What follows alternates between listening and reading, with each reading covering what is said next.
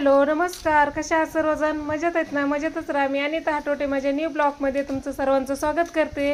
आजचा दिवस तुम्हाला आनंदी आरोग्याचा जावो ही स्वामीचरणी प्रार्थना करते. श्री स्वामी समर्थ सर्वांना. आम्ही आलोत कोकण कन्या गार्डनमध्ये. पुण्यापासून जवळच 1-1.5 तासाच्या अंतरावर. आणि तिथं बघा किती मस्त मोठे मोठे आंब्याचे झाडं. जिकडे पाहो तिकडे आंब्याचे झाडच. असं वाटत होतं की किती घ्यावं आणि किती नको. खाली पण होते पहाडाचे आंबे, खाली पडायचे. पाखरांनी खाल्लेले आंबे खाली पडायचे.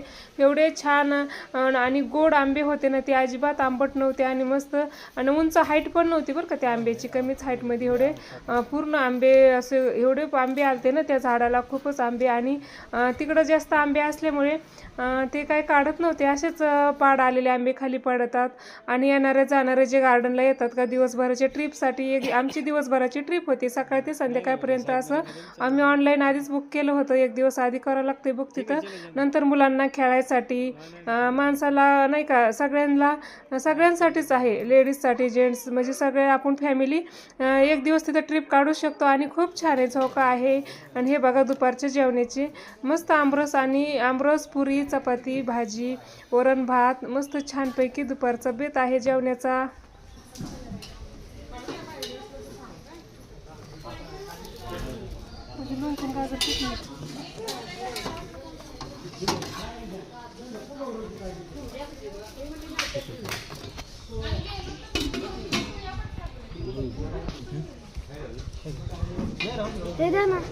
काका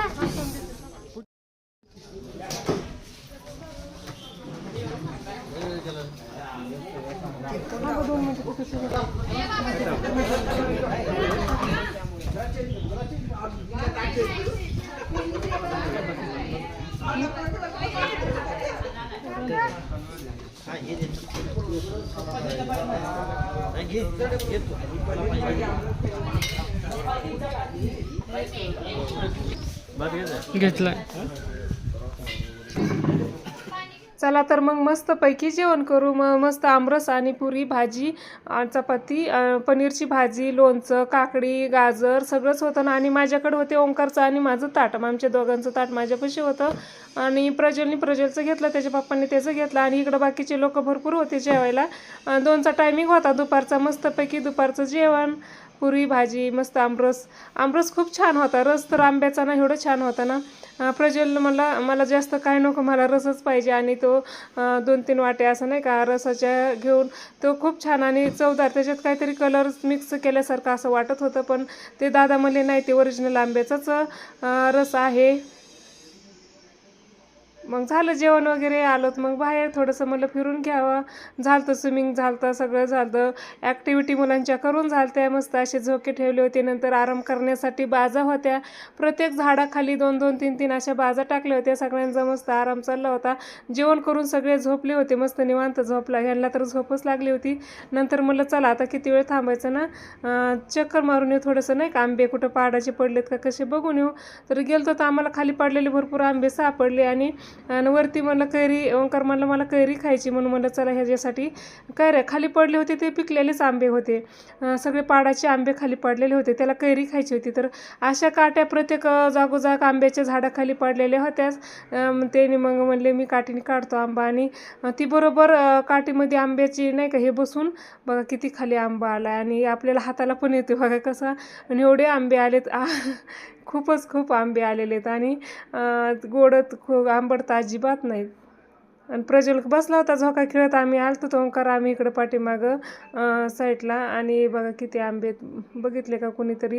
आमच्या गावाकडे एवढे नसतात बरं का, उंच असतात झाडं. हे उंच पण नाहीत, हाईट पण कमी. आणि फळ जास्त आहे ह्या आंब्याला, कुठलं तरी वेगळंच म्हणजे जर रोप असेल. आणि भरपूर त्यांनी छोटे रोप पण आणून ठेवले होते लावण्यासाठी. अजून भरपूर शेतं आहेत त्यांचं, शेतात लावायचे असतील. आणि तिकडं आंब्याची काहीच किंमत नाही. आमच्या गावाकडे नाही का आंब्याच्या झाडाखाली कुणाला जाऊन पण देत नाहीत नाही का. एवढे राखण असतं, कोणतरी एक जणाला आंबा राखायला दिलेला असतो पाडाचा, म्हणजे आंबे उतरूस तर एक जण त्या आंब्याखाली बसलेलंच असतंय. आणि इकडं काही नाही. ते दादा म्हणले खाऊ शकतात, घेऊ शकतात. आम्ही येणाऱ्या जाणाऱ्या लोकांसाठीच आंबे ठेवलेले आहेत. म्हणून मग काय कोणच काय म्हणत नव्हतं. त्याच्यामुळं सगळ्यांनीच आंबे, जेवढे ट्रिपला लोक आलते का त्यांनी सगळ्यांनी 10-10, 15-15 आंबे असे पाडायचे वगैरे वरचे काढून आपल्या गाडीमध्ये ठेवले होते. ओंकारला कैऱ्या खायचे होते म्हणून आम्ही कैऱ्या काढत होतो. नाही तर म्हणलं नको कशाला नाही का वरच्या कशाला काढून घ्यायचं, खाली पाडलेलं आहे ते बाद झाले. आणि खाली पण खूप मोठे मोठे पाडाचे आंबे पडले होते. मस्त अशी आमची छान ट्रिप झाली ह्यावेळेस उन्हाळ्यात.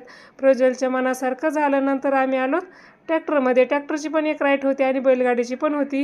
हे तर म्हणले काय बसायचं ट्रॅक्टरमध्ये आणि बैलगाडीमध्ये, आपण काय कधी बसलेलो नाहीत का, पण मुलांचा नाद असतो. प्रज्वल म्हणलं नाही बसायचं आहे, तर म्हणलं चला मग बसलो. तर आम्ही असं ट्रॅक्टरमध्ये ते दादा येतो यांनी चालवायला घेतलं, ते म्हणजे नाही का कोकणकानी आहे दुसऱ्याचं आहे, पण हे दादा म्हणले आम्ही चालवायला घेतलं. दोघा जणात काहीतरी आहे वाटतं आणि मस्त आम्हालाच घेऊन चालले ते आमचीच फॅमिली. ते बाकीचे लोकांचा टाईम होता ना, त्यांचं चाललं होतं. ग्रुपने आले होते ना सगळेजण, त्यांचा मस्त डान्स वगैरे गाणे वगैरे लावून मस्त डान्स करत होते. तर दादा म्हणला चला तोपर्यंत तुम्हालाच आणतो फिरून. मग आलोत मस्त इथं आलतो. तर आम्ही तर इथं काय झालं माहिती आहे का, नारळाचं झाडाचं म्हणजे नारळ काढायचे चालले होते. वरती येंगली होती ती दादा बघा कसे चालत खाली येतात. कसं ते म्हणजे साचा असतो वाटतं काहीतरी, किती म्हणजे नाही का आम्हाला तर काय वाटायचं कसं नारळाचं झाडं चढत असते. बघा हे बघा काय त्यांच्या पायामध्ये हे बनवून घेतलेलं आसन आणि ते मस्त फिट करत करत करत वरती जातात नारळ काढण्यासाठी. आणि सगळीकडे नारळ पडले होते खाली, सगळे नारळ काढून टाकले होते आणि आम्हाला तिथूनच जायचं होतं. मला आता कसं जावं बाबा, हे कधी नारळ काढायचे आणि कधी जायचं.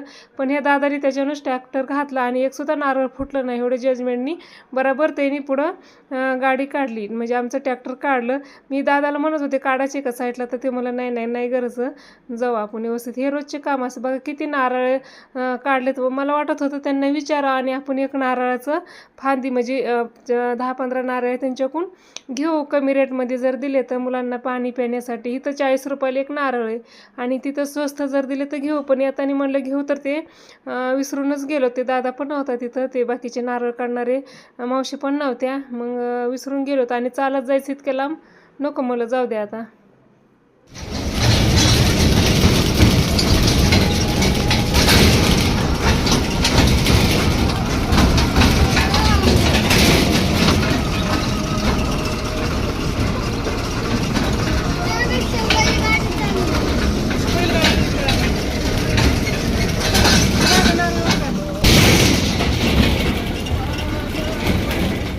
असं वाटत होतं की आपण कोकणात आलो की काय. हे नारळाचं झाडं बघा किती मोठे मोठे नारळाचं झाडं. हे नंतर हे आंबे वगैरे त्यांनी म्हणजे नंतर लावायला आणले होते कुठंतरी शेतामध्ये. आंब्याचे रोप होते, तेच आंब्याचे रोप असतील. किती छान आंबे खूप येतात बरं का त्या आंब्याला, त्याच्यामुळे हे रोप आणून ठेवले असते. नंतर आलो तर आम्ही बैलगाडीत बसायला. गावाकडं तर बसलेलंच होतं, पण आता त्या पॅकेजमध्येच होतं ना बैलगाडीची. बैलगाडीमध्ये बसवणार, पुढे ट्रॅक्टरमध्ये बसवणार. बैलगाडीची राईट, ट्रॅक्टरची राईट असं म्हणले होते. म्हणून चला म्हणलं प्रज्वल मला नाही जायचंच आपल्याला बैलगाडीमध्ये. म्हणून आलो होतो आम्ही बैलगाडीमध्ये चक्कर मारायसाठी.